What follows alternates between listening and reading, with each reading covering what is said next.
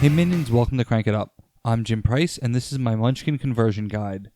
I've mentioned before that there are 4 factions that can easily be integrated into the game, and those are clerics, halflings, orcs, and elves. Halflings, orcs, and elves do not mention monsters or treasures at all, and clerics have an or option with Turner to shuffle a random minion into your deck. Admittedly, this makes the Turner worse than the Holy Roller without monsters, but that's okay. For mages, there are 3 cards that reference monsters. Normally, that would be a lot of cards to leave unplayed as deadweight in your hand, but since the mages discard cards as their mechanic, they can easily discard those specific cards. I've had a lot of fun playing mages this way. Unfortunately, monsters and treasures are so ingrained in the dwarves, thieves, and warriors that nothing can be done with them. But this still leaves the issue with the bases. The Munchkin bases still involve monsters and therefore treasures, and my first attempt was to simply ignore these aspects of the bases.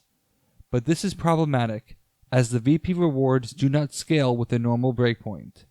There are bases that offer 3 VPs with breakpoints as low as 11, which makes Jungle Oasis look weak by comparison.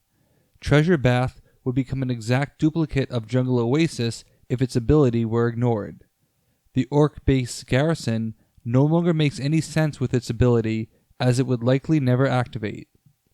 Hotel of Holiness is too low at 15 for a 4-3-2 split, as Tar Pits was the previous comparable at 16. I've even tried increasing the breakpoint with the average size of a monster for each monster on the base, but this leads to 2 problems. First, the breakpoint may still be incorrect, and in some cases, too high when you consider the base's ability for what it's worth, and more importantly, players will need to remember the adjusted breakpoint, which is going to be difficult unless you mark the card, and I can never bring myself to do that. So I need to leave as much of the base intact. I'm also aware that a high number of players actually ignore the base rule entirely, as many of them only play with the bases of factions that are being played, or they play with the entire deck. This is still problematic, as it might mean that either not enough bases are used and the deck is too deterministic, or too many bases are used and the deck is too random.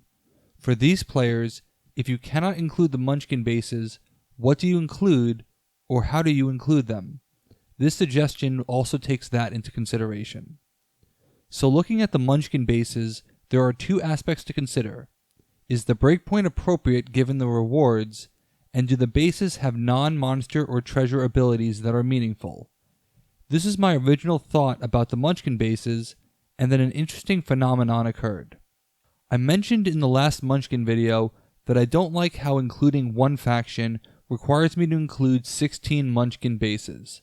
I have the same issue with the core set, as it skews the diversity of the bases in favor of Munchkin factions. You are more likely to see those bases than those of a smaller set. But one game, a statistical anomaly occurred. I played a game of Smash Up with Munchkin bases, and no Munchkin bases came out. That got me thinking. It is possible to completely play the game by the rules, using a faction like Elves that only has monsters and treasures from their bases, and not actually see those 2 mechanics at all. Which got me thinking, if this is a valid scenario, why can't I just assume that they are on the bottom of the deck? Better yet, if I assume that they are on the bottom of the deck, why bother putting them out at all? I have never liked the base suggestion rule, as it takes time to set up. Most people can never remember which base goes with which faction, and if I play a 4-player game with factions from 8 different sets, which happens routinely, that's 64 bases, 8 bases from 8 different sets. If using the core set, an additional 8 are added. I'm not even factoring Munchkin being used as well. Let's say that there is some overlap between the factions and we only use 6 sets. That's still 48 bases when you'll use at most 12 if you even use that many. 75% of the deck is not used, and that violates Jim's rule of decks, a rule I just made up where at least 40% of a deck must be used when a deck needs to be constructed. Think about it. A great deal of time is spent sorting and unsorting bases for the vast majority of them to not be used. Unless you are using terraforming, the presence of the majority of bases does not matter, and if you are using terraforming, that card becomes way too powerful.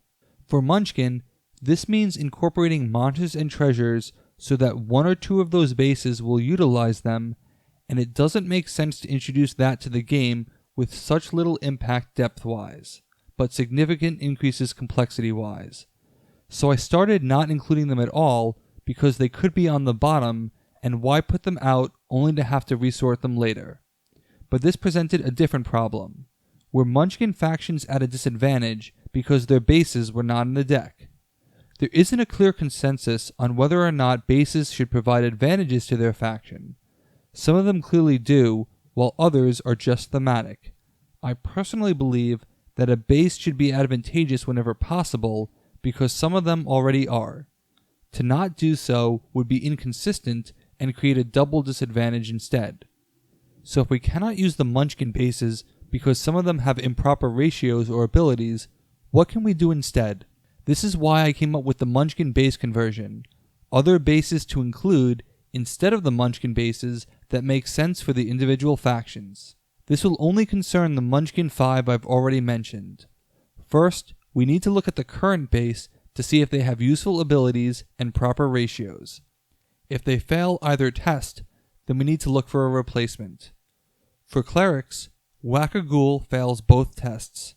The VP is too high for the breakpoint, and the ability is useless in a monsterless world. Hotel of Holiness is a bit too low when you consider the Vats and Ice Castle, as well as Tar Pits being the previous comparable. So what do the clerics do? They recycle minions and want to keep them out of the discard pile.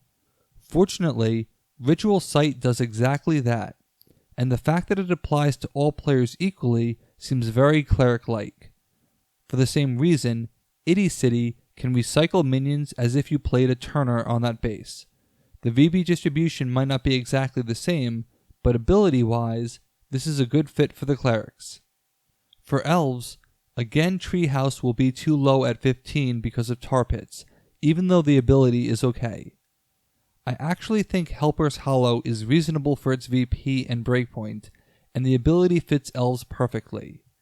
So we have a few options for elves, who obviously should have a ninja-style base, with my personal choice being Winter Squashed.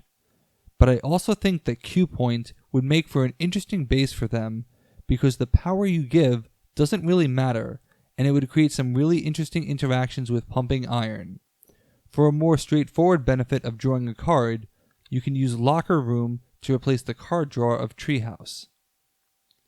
For mages, I actually like both of their bases having meaningful abilities and accurate rewards with plenty of precedence to match them. So I've been inclined to keep them and drop the monsters.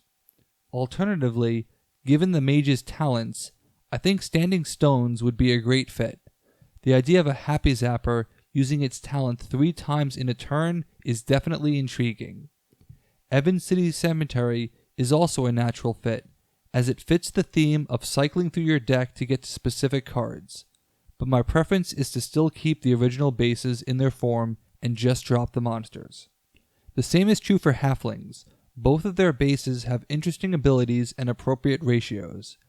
But if you were again looking for alternatives, the Halflings would love to have both Homeworld and Rhodes Plaza Mall. But these might be too powerful for them, so consider a base like Innsmouth, which would also be useful to Halflings, but in a different way, without being overpowered. As the Halflings burn through their minions quickly, Innsmouth gives them the opportunity to get them back. Finally, we have the Orcs, the hardest to pair because of their lack of a distinct theme. The Pits has an interesting ability, and its breakpoint is 16, which is in line with Tar Pits. But Tar Pits is supposed to be low because of dinosaurs, and though there aren't many bases with 16 breakpoint, half of them are 3 for first place, with Winter Squashed being an outlier, which I love because of the tension that low breakpoint creates. So while the Pit seems like it's probably okay, every 17 base has a 3 for the first place victor, and half of the 18s are 3s as well. If Tar Pits is meant to be the outlier, then the Pits isn't acceptable. The Garrison is definitely problematic, as its breakpoint is too low and its ability will never activate. So what would benefit the orcs? When you look at a card like And Stay Down, and having more power than others, Tournament Sight seems like a good fit, as the orcs are trying to minimize everyone else's power. You can see And Stay Down being very powerful on Tournament Sight to block shinobis and other last-minute specials. For the same reason, I like Juice Bar for the orcs, as it rewards them for playing their own specials while preventing anyone else from getting the benefit. So if you subscribe to 2 bases per faction and you didn't know what to include for Munchkin, consider using these bases. If you enjoy drafting bases for your factions, these are definite candidates to consider. I realize that there will never be 100% agreement on a base selection rule, but for Munchkin, I wanted to propose an alternative to trying to change breakpoints or allowing bases with meaningless abilities.